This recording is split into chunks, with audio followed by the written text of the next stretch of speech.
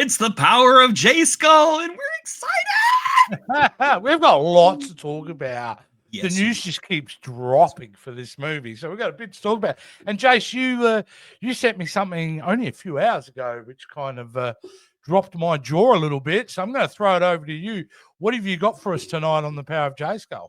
So just yesterday, the very first pictures of the set of the Masters of the Universe motion picture dropped on Reddit. Now, these are stills from a YouTube video. I do not know whose YouTube video this is. If I do find out who the YouTube video belongs to, I will drop a link in the comments below, assuming it has not been taken down by Mattel and whoever else is making this. But yeah, it's a first look. It was drone footage. So somebody like threw a drone in the air, and they got these sneaky little pics of the set. So let's just take a look at them. Yeah, First of all, we got this one right here of what I can only surmise is the jaw bridge of Castle Greyskull. I think that's a pretty safe bet, Jace, by the looks of it. Because there are the teeth, and then if you look, there are the indentations where the teeth would fit whenever the jaw bridge is up. And so we are looking at the interior of Castle Greyskull right there. Now look at this for scale, Jason. Look at the size of that van on the right-hand side, and that dude over on the left. I know, the little bitty hand of the man. And that gives you an indication of the scale of this film. But the first thing that strikes me, dude, they're doing real sets. Yes. I mean, they do have the green screen, so they're doing the set extensions. That's fine. I don't mind that. But yes, it's not going to be Minecraft movie puke everywhere. It's going to be actual physical sets, which I'm being unfair. There were physical sets with the Minecraft movie, but overall, it looked like a screensaver. I'm sorry, it did. Now, let's move on to the next picture that we have here. There's a better look at the jaw bridge. You can see it is not quite as girthy as what we might have thought, but you know what? I still like it. Well, I like it. The thing is, you're going to see how it's shot too, and maybe it's longer for a practical reason, but in film it looks, a little bit shorter. Who knows?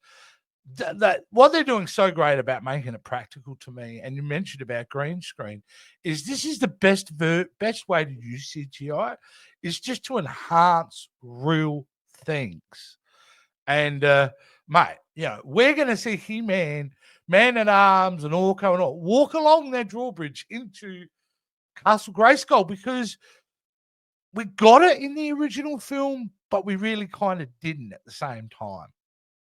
Yeah, that was not Castle Greyskull. That was, I don't know what that was, but that wasn't Castle Greyskull. One thing that I really liked whenever I was looking at this is that they're kind of taking real-world practicality into consideration, because if you look, the jaw bridge is made of wood. Yep. It's not stone like it was in the TV show. And honestly, from an engineering point of view, which I know that's kind of silly about a show with a guy in fur underwear fighting alongside a green tiger, it makes sense. And I actually I like the wood. I think the wood looks really cool.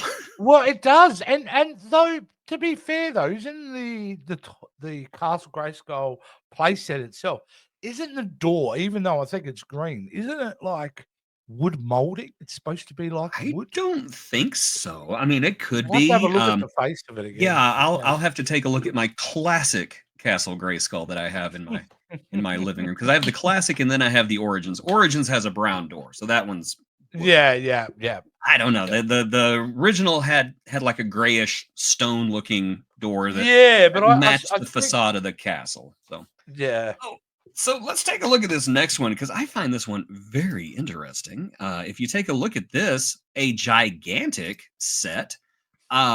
It almost looks like this is on the path towards Greyskull. Maybe, I don't know. It's a map, isn't it? Clearly, it is a map of Eternia.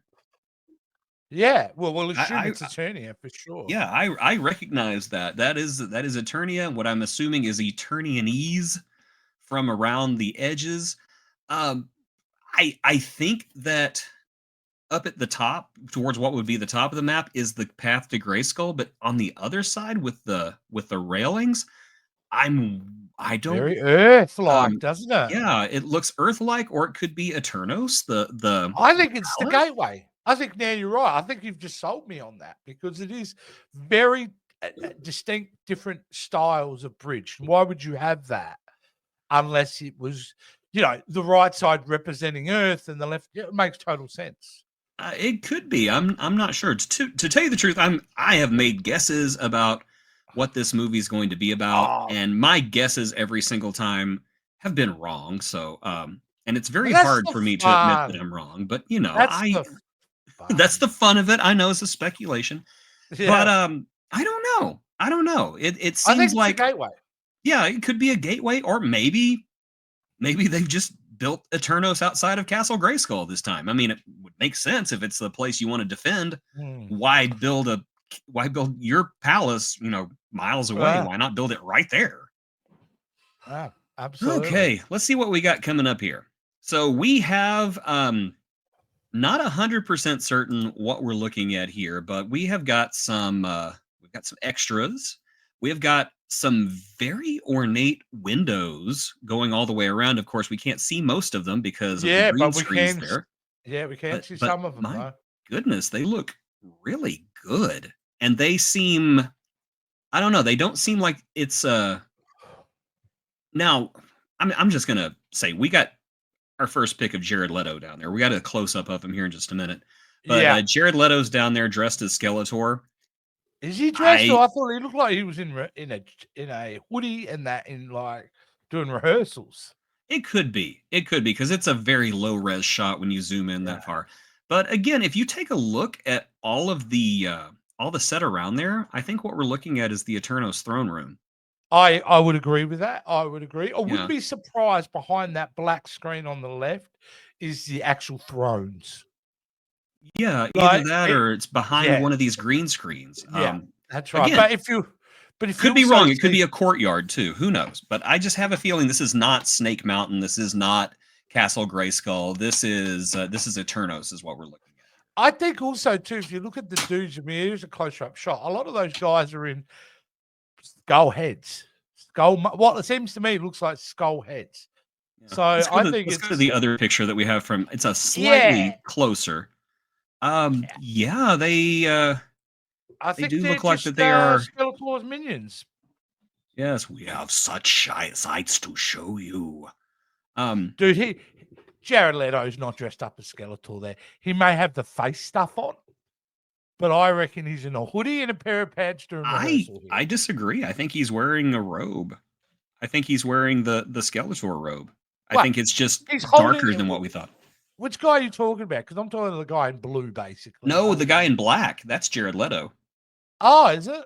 I think so. Here, let's go to the close-up here. Yeah, let's go to the close-up. So here we go. Here we go. I do think the guy on the right is because he's holding the Havoc Staff. Well, he looks like he could be like an assistant. He's in a pair of jeans and a hoodie. Like I don't know. I think that that's a new costume. I think that this guy right here, the one in black, I think that's Leto. Maybe. But yeah, you can see the Havoc Staff, and my God, it is beautiful. It is like filmation accurate, and I like it. Well, that's the thing about this, and it's clear to say CinemaCon was over the weekend, and we got some news dropped about some of the details of this film and some of the reaction of people who saw the concepts, designs, and behind-the-scenes footage of this film. Is filmation accurate seems to be the core thing here. They are staying as loyal as they possibly can be. Yes, I heard someone was speaking about someone who was there and watched it. He said that it's a sizzle reel. It was mostly behind the scenes stuff. Now they just started shooting this thing a couple of weeks ago, so obviously they are not going to have enough footage to make a trailer yet, at least not a quality trailer. But he said that from what it looked like, from the concept art that they showed and the things being filmed, he says it looks like they're throwing everything at the wall, like this is the only movie they're going to make, so they're not going to hold on to anything. They're not going to sequel bait. It's just basically, this is a He-Man movie. Here's Man-at-Arms. Here's Many-Faces. Here's Stinkor. Here's everybody. We're gonna throw so much at you, you're gonna puke. And I'm all here for it. I mean, the thing that I heard from one pundit who I really respect, he's though controversial in the Star Trek fan base, I would think at this point, Robert Meyer Burnett, who's been a filmmaker, behind the scenes documentary maker. He did the makings of like a lot of the superhero films in the 2000s. He was saying that essentially this film is, if you've ever wanted something to be as accurate, like he was blown away. He couldn't believe how close they were to the filmation. Like the costumes.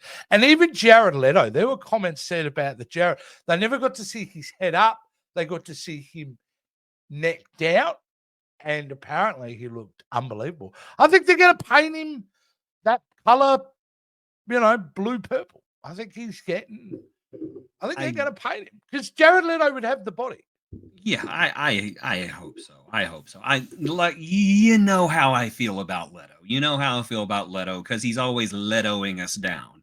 But I want him to be good. I really do. I don't want this movie to be ruined just so I can be right about Leto. I want Leto to be a good, I almost called him Superman, a good Skeletor. Skeletor was kind of. Well, what gives me confidence is everything they've done so far, they're showing, because it's still very early on, as you say, Jason, seems to be a very strong adherence to the source material, to the Filmation series. So I don't think his portrayal is really going to be, there's Jared Leto. I think if they're going to go that way, then he has to play Skeletor. He has to be Skeletor. And so I think he would do that too. I really believe he's not worried about how he looks. If he's worried about how sexy he looks, he's got Tron Ares coming out in a few months. Like, you know what? Those Skeletor's sexy. You ever seen that body? Just how do you have muscles if you're nothing but a skeleton? That's all I want to know. One thing that I think people are overlooking when they take a look at this picture is take a look at the dude wearing black, who I think is Jared Leto. Now look above him at the fellow wearing the motion capture suit. Yeah. I believe that's Beastman. I think for scale, I think you're pretty well right? I mean, they're going to make Beastman. I think he's still kind of got to look, but he's going to be big. He's got to be. Yeah, well, Beastman's got to be big. I don't mind. I don't mind if they borrow from the 2002 He-Man and make Beastman like monstrously big. I think that would be awesome because we've seen regular size Beastman on live action before. Yeah. Well, that's the smart thing. And I think that's the real trick with their production design, isn't it? Is really you want people to go, that's recognizable. Like I remember that as a kid. But you also don't want to not mind some of the amazing work done in further series like 2002. Hey, the CGI Master of the Universe. Why not pull from all the sources that are available to you, except for the New Adventures of He-Man, and make sure it's visually as good as it possibly can be? Looking at this picture, I think you're right. I don't think that is Jared Leto in the black because the more I look at that person, I realize they're holding a staff with a purple orb on the top. Yep. And then the little flares around the legs. Again, low res picture and my eyes are not great already. Wow. I think that's Evelyn. Could be. I heard she looked unbelievable in her costume. And I don't know what the deal is with the purple hood. If they're doing some I reckon he's just come out of makeup. I honestly think he's in rehearsal. He's turned up. He spent 3 hours getting his makeup done, and now they're probably just blocking the scene. If I was to had $20 to bet, that's what I think they're doing. They're blocking the scene, and the other thing is they know these suckers are flying around, so they're probably not revealing him until they absolutely, have to keep it under wraps. But they should put Gary Busey in like a turret around the lot with a shotgun. Just there's one. He'd do it. He'd do it for a sandwich. They are really going for it here. Someone also said they saw the concept art for Battle Cat, which, like you, I am extremely interested to see how they do it, because at this point, I also believe there's going to be a fair amount of comedy in this. It's not going to be a comedy, but I think if you're going to play this right, it's got to be There's got to be some laughs there somewhere. And I hope they do it with Cringer, dude. I know that they're going for the Filmation here, but I really kind of hope that they pull some of Battle Cat's personality from the Netflix reboot. Oh, that would be great. We both had agreed that the Netflix Battle Cat was like peak Battle Cat. I mean, yeah, it's the most superior version. But still, he'll kick your butt if he has to. Yeah. And Filmation Battle Cat did not have a personality. So let's fill in the blanks with that Netflix Battle Cat. Yeah, the more I'm looking at this, the more I'm like, yeah, that's evil, Lynn. I saw an interview. I saw a brief interview with the girl that's playing Teela. And obviously, it's one of those interviews where I can't really say anything. I can't really let you know. You'll just have to wait and see. But they were asked, what do you think of Nicholas, is it Galzatine or whatever, how he's pronounced? Apologies, I'm horrible at pronouncing names. What was the best attribute you found working with him? And she responded with how funny he is. So, and I don't think that's the worst instinct in the world, because I think the only way to make Adam work, I think, is to kind of laugh at him in a way.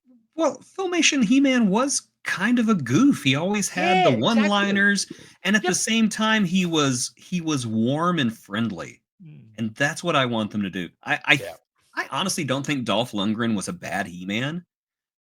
With a better script, I think he would have been great. But the thing that I wish that they had done with him was made him kinder, just a little kinder. Because He-Man is that kind of positive masculinity I think that would do wonders for young men to watch. Just someone who is not only strong, but someone who is kind, someone who cares about people, someone who puts everyone else above themselves, who does not feel the need to put other people down to make themselves feel better. He-Man is the original alpha male, and I will die on that hill. And I 100% agree with you, and I also 100% believe that's the version we're going to get. I would say if this movie was in production 15 years ago, you're not getting kind He-Man. You're getting emo, conflicted, anti-hero He-Man. But I think we're at a time now where you're going to see those positive role models re-emerge. I think it's films like this, films like Superman Legacy, are going to bring back that archetype, which was sadly lost, over the last few years. But man, I mean, come on. I mean, I think I said to you the other day, don't want to overhype this, but every step, and I'm sure they're going to do things that I may not agree with, but I think I said to you, I think we're going to get the He-Man film we always wanted. I certainly hope so. I'm feeling hopeful, but one of my favorite TV shows, Sliders, the professor said one thing that I've copied ever since, and I've kept it in my heart. Hope for everything, expect nothing. No, that's right. And so that's what I'm doing right now. I'm hoping for everything, but I'm expecting nothing. But I'm hoping. I'm hoping for everything. 10 years since I've been... Actually, that's a lie. It's been 6 years since I've been that excited about an upcoming project. I think the last time I kind of got excited was Infinity War, perhaps. I was looking forward to that. But prior to that, it was The Force Awakens. But I'm just feeling good vibes around this thing big time. And yeah, they may let us down, but honestly, the bar is so low for me, for what they need to do to entertain me, that I think they're going to knock it out of the park, honestly. They're not just aiming for us, though, dude. They're aiming for everyone. And I think that's a smart move, too. I do. 6 sets, 6 massive real-life sets are currently out there. Like, to me, it's just like, they're not mucking around here. They're going all out. And I think we've got one person to thank, I think, more than anyone, and that's Glenda Gerwig. Is it Glenda, who was the director of Barbie and the writer of Barbie? Greta Gerwig? Greta Gerwig, the director of Barbie. Gerwig. Yes. Because it was her visionary approach to that film, which made it like this type of toy thing possible. Absolutely. Mattel doesn't back this if Barbie doesn't work. So thank you, Barbie, which was a fantastic movie anyway. If this movie is half as good as the Barbie movie, I will be satisfied. But I want it to be just as good. Hell yeah. Like, and the fact that you hear they're just throwing everything at it, as you said earlier, also says that they're not afraid. And if they're not afraid, that means, if you throw everything in the first one, it works so well, we're going to get more. Yep. So bring it on. There's a whole other planet of people we could have a movie about. I'm just saying. Yes. Oh, look, I don't think you would get that as a sequel, but I could see that being film 3 or 4. That they decide, hey, let's do She-Ra. I have this weird idea, and I've mentioned it before, but I'm going to mention it again because I think it would be a fantastic movie. A Barbie sequel where Barbie meets She-Ra. Because I think that would be great. Because Barbie, is trying to be, the best person she can be, but then all of a sudden she's somewhere where she's completely out of place again, and there's She-Ra, and I'll help you get through this. It's all right. And there's real life connectivity to that too, because when they were first coming up with She-Ra, didn't they use Barbie as that was their counterpoint to Barbie, was to create an action strong female character, an action oriented stream. Yeah. So Indeed. there are some ties there that could make it work. But that was awesome, dude. That was awesome. Now, like, I know I would kill to see that footage and images they showed though at CinemaCon. Hopefully we'll start to get them leaked through. There is one name that's been lacking at the moment. It does concern me a little bit, but hopefully we get the O word being said very soon, because I've heard or seen nothing around Orko. Yeah. Okay, listen, if Manny Faces is in this movie, if Stinkor is in this movie, Orko is going to be in this movie. I think so. You can't, because he's such a critical part of that team. And there were so many episodes built around him, whether it's in the animated series, even episodes that he was only in for a couple of gags. He stood out so much. He made such an impact. So he's my boy. Yeah, he's my boy. And you're gonna have someone to annoy, Man at Arms, which is perfect. Idris Elba's. Like, him to get annoyed with Orko will be awesome to see. Well, if we're going Filmation accurate, there is absolutely no way you can be Filmation accurate without Orko. It is impossible. Yeah. So he's going to be there. I would stake someone else's life on it. Does Idris go for the mo? The mo. Does he do the mo? Does he do the mustache? Oh, he's gotta. You can't be Duncan. You can't be Man at Arms without the big bushy mustache. Which is mine's pretty close. If I shaved my beard off, I've kind of got that Man at Arms kind of shape going there. Yeah. So except a bit more grey in mine. But yeah, awesome. Great set photos. There's going to be a bunch more information come out of this. We're going to be hot on it, Jace, as it gets dropped. We'll be on here talking about it because we have to. We can't help it. And if you want to ensure that our addiction remains, Jason, tell them how they can help us continue to be talking about stuff like this. Well, ladies and gentlemen, if you will be so kind to check out the video description below, you will find links to our Patreon, where for as little as $5 a month, you can support Jason and myself in this stupid thing that we do. You can also become a YouTube channel member, and you can get all of these videos early, just as they do on Patreon. But because of logistics, you get them a little bit earlier than Patreon does, because I have to go in and put in the links manually. But please do. We like money, and we like He-Man. See you guys. Oh, you didn't do your Power of Jayskull. Do you want to? Power of Jayskull. There. Yeah, enough. That's good enough.